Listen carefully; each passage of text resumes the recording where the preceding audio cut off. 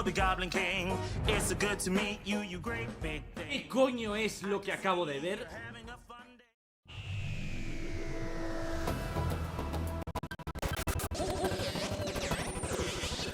The Doctor Who series is a classic of popular culture, but fans already know that the series was losing momentum until it finally died this year. Yes, the oldest series of all time has been put on hiatus, which means that the series has been cancelled and will remain so for many years. Today we will understand what happened to Doctor Who, the most influential science fiction series.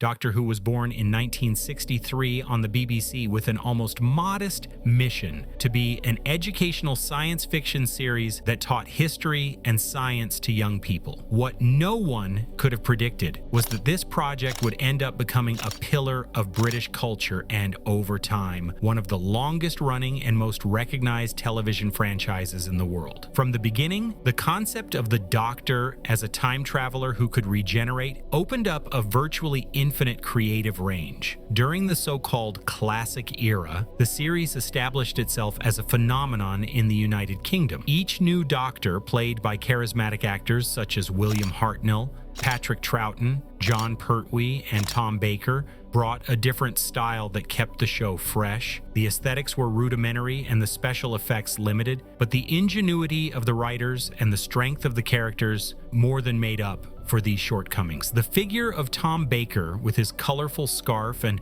magnetic gaze, became a cultural icon that even those who did not follow the series recognized instantly. It was a time when Doctor Who was no longer just a television production, but part of British identity. Despite its success, by the late 1980s, the format began to wear thin and was finally cancelled in 1989. I'd never heard the word cancellation, and I wish I had. It was a slow realization that, oh my God, you know, it's not coming back. I may go down in history as the person who killed off Doctor Who. It seemed like the end, but Doctor Who had already sown something much bigger. A legacy. Over those 26 years, it had created a universe with thousands of stories, memorable villains, and a loyal fandom that kept the flame alive even in the years without a series. That foundation would be fundamental to its resurrection. The real modern boom came in 2005 when Russell T Davies convinced the BBC to bring back the Doctor with a fresh look. It was a risky move, but it proved an immediate success. With Christopher Eccleston as the Ninth Doctor and Billie Piper as Rose Tyler, the series struck a perfect balance between modernity and nostalgia, appealing to both new audiences and old fans. Although the CGI was terrible even for the time, I'll let that slide because the script was much better than it is now, and besides, it started with a minimal budget, and now the CGI in the series is much better, although the script leaves something to be desired. But anyway, the arrival of David Tennant as the 10th Doctor catapulted the series to a level of popularity that surpassed even that of the classic era. Tennant brought charisma, emotion, and a magnetism that made him the Doctor of an entire generation. Under his leadership, the series not only swept the ratings in the UK, but also began to expand internationally thanks to globalization and the internet. Episodes such as Blink, The Girl in the Fireplace, and Doomsday proved that the series could be exciting, emotional, and terrifying all at once. In addition, the production knew how to take advantage of a family-friendly science fiction style, but with a dramatic edge that hooked both adults and young people alike. Regeneration, far from being a strange resource, became a unique narrative advantage in the television landscape. With Matt Smith as the 11th Doctor and Stephen Moffat as showrunner, the series reached its peak of international exposure. Events such as the 50th anniversary special in 2013, The Day of the Doctor, were seen in more than 90 countries and even screened in cinemas. Yes, you heard correctly. In 2013, the series turned 50, so do the math. Doctor Who was no longer just a British product. It was a global phenomenon with millions of fans on every continent. At this stage, the iconic elements of the series, the TARDIS, the Daleks, the Cybermen, the Time Lords, became part of global pop culture.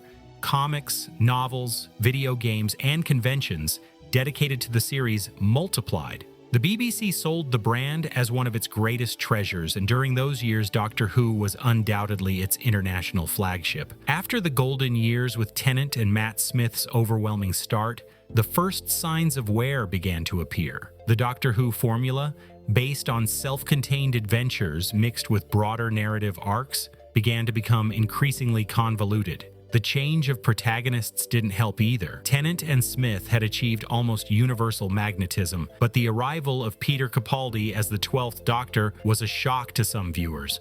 Although the most loyal fans celebrated his sober and dark performance, the general public did not connect with him in the same way. Personally, I did not like that interpretation at all. The drop in audience figures was the first warning sign for the BBC. Jodie Whittaker's tenure represented a historic change for the franchise. For the first time, the Doctor would be a woman. The news sparked a global debate. The problem was not the gender change itself, something perfectly consistent with the logic of regenerations, but the lack of memorable stories to accompany this twist. Whittaker's Doctor never had a script to support her as Tennant, Smith, or even Capaldi had in their time. Under the direction of Chris Chibnall, Doctor Who lost narrative consistency. The series tried to be more inclusive and contemporary, but instead of balancing the message with adventure, it fell into confusing plots, blurred secondary characters, and story arcs that failed to excite the viewer. The audience began to disconnect, and the numbers reflected a significant drop both in the United Kingdom and the rest of the world. In addition, the series' identity entered into crisis. For decades, Doctor Who had managed to reinvent itself without losing its essence, a time traveler exploring the unknown. However, in recent years, it seemed unsure whether it wanted to be a family adventure series, an adult drama, a work of social science fiction, or a product of nostalgia. This lack of definition made it less appealing than series with a clearer and more defined tone. The hardest blow came with the so-called timeless child arc, a plot that rewrote the Doctor's origins and questioned the history of Gallifrey and the Time Lords. What for some was a brave attempt to expand the mythology, for others was a direct attack on the essence of the series. Basically, it said that the Doctor was a kind of entity or being that gave life to the race of Time Lords, something that completely destroys everything that was built for the character since the beginning of the series in the classic era. But I won't go into why this is bad for the Doctor's universe, because there are several videos explaining it. With the decline in popularity and the perception that the series had lost relevance, the BBC made a strategic decision to bring back Russell T Davies as showrunner in 2023 with financial and distribution support from Disney+. This move was interpreted as an attempt to rescue the brand, give it a bigger budget, and restore the international luster it had lost. The biggest problem was that the scripts lost a lot of strength. The series doesn't have a defined path. I even doubt if they know how to end the series, and since the Doctor opens up so many possibilities with time travel and regeneration, it's easy to lose your way. This is more or less what happened with Marvel. At first, they had a well-defined story, but now with the multiverse, they have the possibility to do whatever they want, so they decide to screw it up. Another thing that I think was very, very weak was the choice of actors. We are talking about the Doctor. He is the most important character, the one who leads the whole story.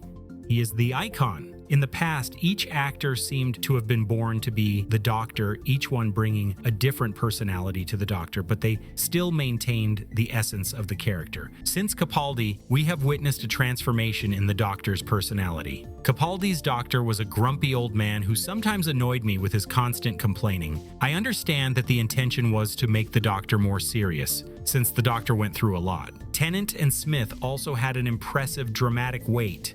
People, I repeat, a monumental dramatic weight. There were moments when you felt all the Doctor's pain, and yet they were still charismatic. Then, with Jodie Whittaker, I actually liked her more than Capaldi, but even so, it seemed that the character's appeal, that eccentricity he had died when Capaldi took the helm. I'm not sure because I haven't seen all the Doctors, but I did see scenes in many videos about the classic Doctor, and they all seem to have that charisma, eccentricity, I don't know what to call it. And now we come to him, the guy who has buried Doctor Who for good, Nkuti Gatwa.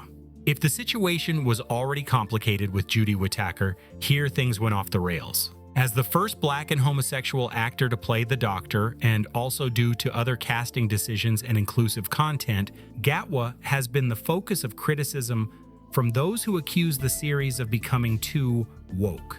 Showrunner Russell T. Davies has come to his defense, saying that inclusion and diversity are realities of the world and that reflecting them is not a fad, but a necessity. Okay, and here I'm going to get into the biggest problem with Doctor Who right now, and this happened with both Judy and Gatwa, which is that the story started to become superficial just for the sake of inclusion. Look at how many exciting and creative stories there were before, and I'm not just talking about Tennant or Smith, even Christopher Eccleston's Doctor, who was weaker but still had some crazy stories. Well, after all the controversy and low ratings, the producers decided to take a break with Gatwa's departure, but Gatwa regenerates into Rose Tyler. What are you telling me if changing gender wasn't a problem for the consistency of the regeneration? Being reborn as one of your former companions seems totally illogical to me, although it all depends on the writers. Since Rose had a somewhat unusual ending with the Doctor, with the whole bad wolf thing and her being left in another dimension or something like that, I don't remember exactly what happened. It's been a while since I saw it, but I think that bringing Rose back as the Doctor, whether it's the Doctor looking like Rose or Rose reborn or a mixture of Rose and the Doctor, my God, they'd better bring in Christopher Nolan to fix this mess, because it's definitely a very risky decision, but it doesn't matter because they'll have years to decide what to do with the Doctor. I've talked about the problem of inclusion in Doctor Who in another video where I talk about how other productions were ruined by inclusion and how to do inclusion effectively. What do you think will happen with that ending with Rose Tyler? Do you think it makes sense? Or is it just a way to attract people through nostalgia? I'll read your comments below.